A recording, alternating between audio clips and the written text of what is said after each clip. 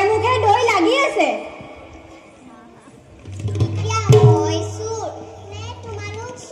তোমালোকৰ মুখতহে দহি দুগ্ধ লাগি আছে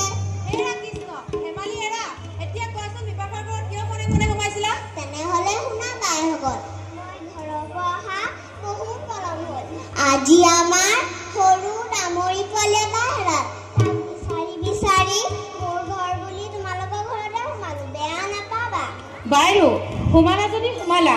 লোকৰ দধিবিলাকত কিয় হাত দিছিলা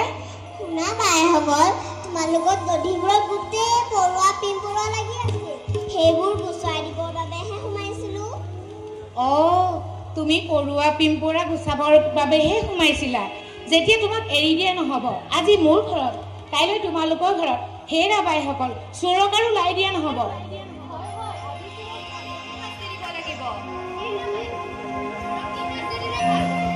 চোৰক কি শাস্তি দিলে ভাল হয় তাকো ক'ব লাগিব নেকি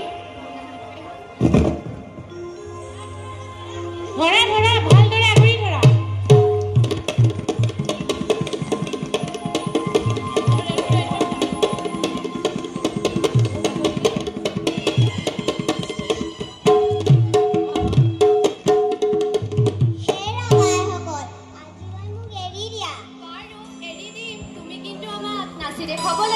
হ'ব মই নাচি দেখাম তোমালোকে গীত গাব লাগিব বাৰু আমি গীত গাম তুমি নাচা